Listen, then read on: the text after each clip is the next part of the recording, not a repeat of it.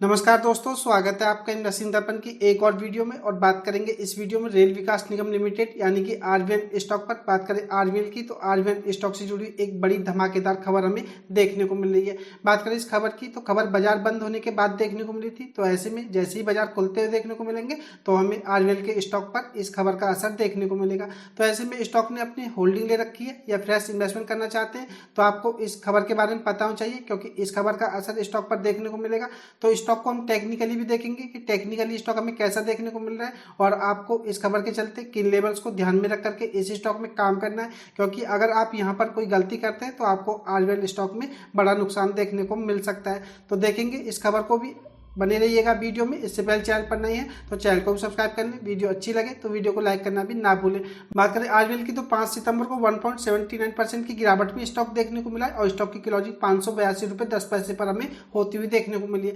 बात करें इसके मार्केट कैप की तो आप इसको भी देख लीजिएगा, 1.21 लाख करोड़ आपको देखने को मिलेगा। एक बड़ा स्टॉक है और 52 वीक हाई को भी आप ध्यान में रखिएगा, यह 647 रुपये पर हमें देखने को मिलता है। तो स्टॉक अपनी 52 वीक हाई से हमें नीचे देखने को मिल रहा है। स्टॉक के मैं अगर आपको रिटर्न्स दिखाऊं तो 5 साल में स्टॉक 2285% के मल्टीबैगर रिटर्न्स दे चुका है और एक साल में भी आप देखेंगे तो 288% के रिटर्न्स आपको देखने को मिलेंगे।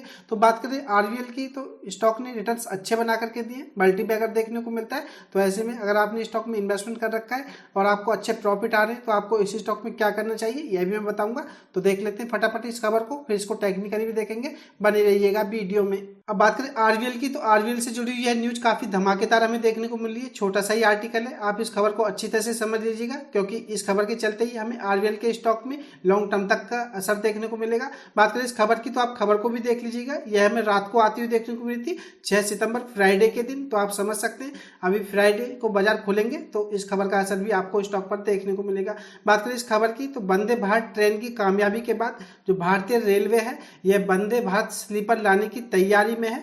वंदे भारत स्लीपर का इंतजार कर रहे लोगों को अब रेलवे ने एक बड़ी खुशखबरी दी है। बात करें वंदे भारत के कोच का निर्माण करने वाली कंपनी रेल विकास निगम लिमिटेड यानी कि आरवीएल ने महाराष्ट्र के मराठावाड़ा में एक नई रेल कोच फैक्ट्री शुरू की है। तो बात करें आरवीएल की तो आरवीएल से जुड़ी हुई काफी अच्छी खबर हमें देखने को मिली है। महाराष्ट्र में मराठावाड़ा में इन्होंने एक नई रेल कोच फैक्ट्री शुरू की है और जो लोग भारत स्लीपर का इंतजार कर रहे थे उनके लिए एक बड़ी खुशखबरी है रेलवे की तरफ से कि अब भारत के जो कोच निर्माण है यह रेल विकास निगम लिमिटेड करेगी। बात करें आरवीएल की तो इस नई फैक्ट्री में 1920 वंदे भारत स्लीपर कोच तैयार किए जाएंगे और अगले 35 साल तक यहाँ वंदे भारत स्लीपर कोचों के निर्माण और देखभाल की जाएगी। तो खबर हमें काफी अच्छी देखने को मिल रही है। आरवीएल ने सोशल मीडिया पर इस फैक्ट्री की शुरुआत का ऐलान करते हुए कहा है कि यह प्रोजेक्ट भारत के विकास के लक्ष्य की ओर एक अहम कदम है और रोजगार के नए मौके भी लेकर आया। और एक ट्वीट में आरवीएल ने कहा है कि यह भारतीय रेलवे के लिए रोमांचक समय है। मराठा रेल कोच फैक्ट्री शुरू की जा चुकी है और यह प्रोजेक्ट विकसित भारत 2047 के दृष्टिकोण को आगे बढ़ाते हुए रोजगार और कौशल विकास के लिए समर्पित है। वंदे भारत स्लीपर के बारे में जानकारी देते हुए रेल मंत्री अश्विनी वैष्णव ने बीते रविवार को बताया कि वंदे भारत स्लीपर ट्रेनों की रफ्तार 160 किलोमीटर प्रति घंटा की होगी और यह पूरी तरह से देश में बनी तकनीकी पर आधारित है। ट्रेन की सुरक्षा के लिए खास ध्यान दिया गया है और इसमें जो टक्कर रोधी कवच प्रणाली का इस्तेमाल किया जाएगा।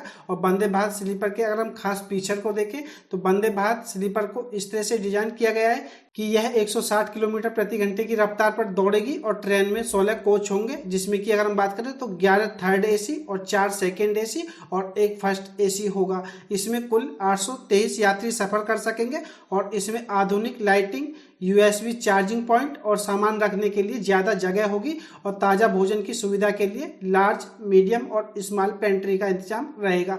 सफर के दौरान यात्रियों को फोल्डेबल स्नैक टेबल भी मिलेंगी। तो हमें खबर काफी अच्छी देखने को मिली है। अगर हम बात करें वंदे भारत स्लीपर की तो इसमें खास फीचर भी हमें देखने को मिलेंगे और इनको यात्रियों के लिए काफी अफोर्डेबल और काफी सुविधाजनक बनाया जाएगा। सुरक्षा के लिहाज से ट्रेन में ब्लैक बॉक्स भी लगाया जाएगा जो सफर का डाटा रिकॉर्ड करेगा और लोको पायलट के लिए एसी वाली कैब और अलग टॉयलेट की सुविधा होगी ताकि उनका काम आसान हो सके। और हर कोच में बायोडाइजेस्ट टैंक और सफाई रखने के लिए 30 लीटर के गार्बेज कॉम्पैक्टर्स होंगे।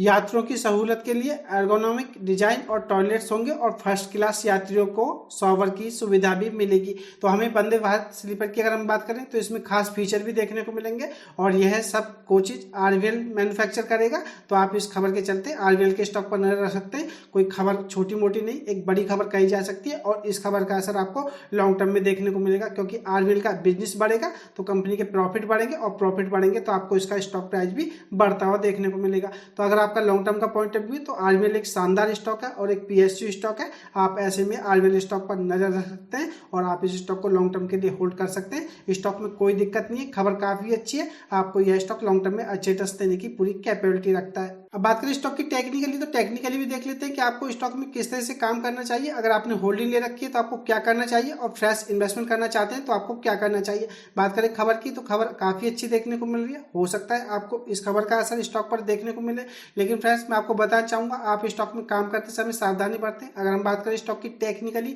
तो स्टॉक का यह हमें ऑल टाइम हाई देखने को मिलता है जो कि 647 रुपए के आसपास रहा था और बात करें स्टॉक के करंट मार्केट प्राइस की तो यह हमें 581 रुपए के आसपास देखने को मिलता है। तो बात करें स्टॉक की इसके हाई से तो स्टॉक भी लगभग 10% तक की हमें गिरावट देखने को मिल रही है और स्टॉक काफी समय से हमें कंसोलिडेट करता हुआ देखने को मिल रहा है। तो ऐसे में अगर हम बात करें तो इस स्टॉक में काम करना थोड़ा रिस्की हो सकता है। या बात करें स्टॉक की तो स्टॉक में टेक्निकली अगर हम देखें तो स्टॉक इस समय अपने सारे छोटी दूरी के मूविंग एवरेज के पास ट्रेड करता हुआ देखने को मिल रहा है और बात करें स्टॉक की क्लोजिंग की तो यह इसके 21 दिन के ईएमए के आसपास हमें होती हुई देखने को मिलती है, जो कि इसका 21 दिन का ईएमए 578 रुपए पर हमें देखने को मिलता है। बात करें इसके रेड ईएमए की तो ये इसका 50 दिन का ईएमए है। बात करें इसके 50 दिन के ईएमए की तो यह हमें 540 रुपए पर देखने को मिलता है। तो फ्रेंड्स ऐसे में अगर हम बात करें तो स्टॉक टेक्निकली थोड़ा वीक नजर आ रहा है। स्टॉक अपने सारी छोटी दूरी के मूविंग एवरेज के पास हमें देखने को मिल रहा है। अगर स्टॉक में यहाँ से अगर तेजी देखने को नहीं मिली तो यह स्टॉक आपको इसके 50 दिन के ईएमए तक भी आता हुआ देखने को मिल सकता है, जो कि 540 रुपए पर हमें देखने को मिलता है। तो ऐसे में फ्रेंड्स अगर हम बात करें स्टॉक की, अगर आप इस स्टॉक को फ्रेश इन्वेस्टमेंट के लिए देखना चाहते हैं और अगर आपने होल्डिंग ले रखी है और आपको प्रॉफिट आ रहे हैं, आप अपने प्रॉफिट को प्रोटेक्ट करना चाहते हैं तो आप इस स्टॉक में 50 दिन का ईएमए को ऐसे लेकर के चलें और स्टॉक अगर आपको 50 दिन के ईएमए से नीचे दिखाई दे तो आप इस स्टॉक को एग्जिट कर दें। और अगर आपका लॉन्ग टर्म का पॉइंट ऑफ व्यू और आप इस स्टॉक को बेचना नहीं चाहते हैं तो फ्रेंड्स आप इस स्टॉक को काउंटर कीजिए। लॉन्ग टर्म में यह स्टॉक आपको अच्छे रिटर्न्स देगा, लेकिन अगर आप इस स्टॉक को फ्रेश इन्वेस्टमेंट के लिए देखना चाहते हैं तो इस स्टॉक में इस समय इन्वेस्टमेंट करना थोड़ा रिस्की हो सकता है, क्योंकि बात करें इसकी एमएसीडी लाइन की तो एमएसीडी लाइन भी अभी हमें सिग्नल लाइन के पास ही देखने को मिल रही है, जिससे कि कहा जा सकता है कि इसमें अभी किसी भी तरफ का इशारा देखने को नहीं मिल रहा है। आरएसआई को आप देखेंगे तो 53.06 देखने को मिलेगी, जो कि हमें नीचे की तरफ का इशारा करती हुई देखने को मिल रही है।